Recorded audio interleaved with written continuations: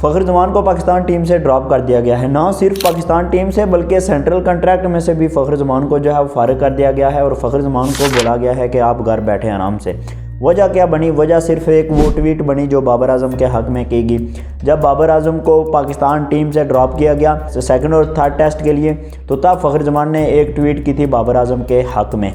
उस ट्वीट की बिना पर जो है वो फ़खर जमान को टीम से ड्रॉप कर दिया गया है और बहाना ये लगाया गया, रीज़न ये बताई गई कि फ़खर जमान की चूँकि फ़िटनेस नहीं थी तो इस वजह से हमने फ़खर जमान को पाकिस्तान टीम से निकाला है।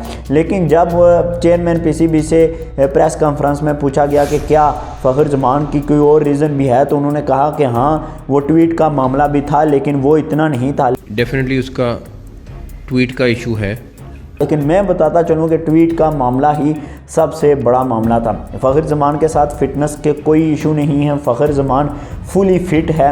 अगर फ़िटनेस का कोई इशू होता तो नुमान अली ने टेस्ट फेल किया, आपके जाहिद ने टेस्ट फेल किया, लेकिन आपने क्या किया कि आपने उनको टेस्ट में खिलाया। लेकिन फ़खर जमान चूँकि फुली फ़िट था, सिर्फ वो ट्वीट का मामला था, तो फ़खर जमान को पाकिस्तान टीम से निकाल दिया। अब यहाँ पर इन बोर्ड की मेंटालिटी को चेक करें। इस बोर्ड में जो बेगैरत बेशर्म इंसान बैठे हुए हैं, इनकी मेंटालिटी को चेक करें कि पाकिस्तान टीम जाए बाढ़ में, पाकिस्तान टीम का बेड़ा गर्क होता है तो हो ऑस्ट्रेलिया में, पाकिस्तान टीम का जो है वो बेड़ा गर्क होता है तो हो जाए। लेकिन इन्होंने अपनी जहनी तस्कीन के लिए, इन्होंने अपने माइंड के पीस के लिए, इन्होंने अपनी अना की तस्कीन के लिए जो है फ़खर जमान को ड्रॉप किया। सिर्फ इनकी अना को हिट किया है फ़खर जमान ने। सिर्फ फ़खर जमान ने जो है क्वेश्चन रेज़ किया था कि क्यों आपका प्रीमियम बैट्समैन जो है वो Babar Azam number 1 ODI batsman और टेस्ट की टॉप 10 में और T20 के टॉप 10 में आता है, इस प्रीमियम बैट्समैन को आपने क्यों टीम से निकाला?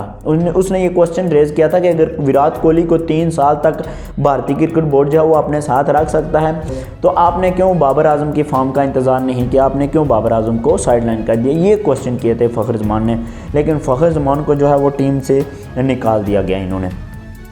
यहाँ पर सवाल ये पैदा होता है कि मुझे बताएं, पाकिस्तान टीम ज़्यादा अहम थी या बोर्ड की जो तस्कीन थी, बोर्ड की जो अना थी वो ज़्यादा अहम थी? अगर कोई मामला होता तो बिठाते फ़खर जमान को और कहते भाई देखो कि आपने ये गलत ट्वीट की है, आपको ऐसी ट्वीट नहीं करनी चाहिए थी, आप सेंट्रल कॉन्ट्रैक्ट का हिस्सा हैं, आपको ऐसी ट्वीट नहीं करनी चाहिए थी।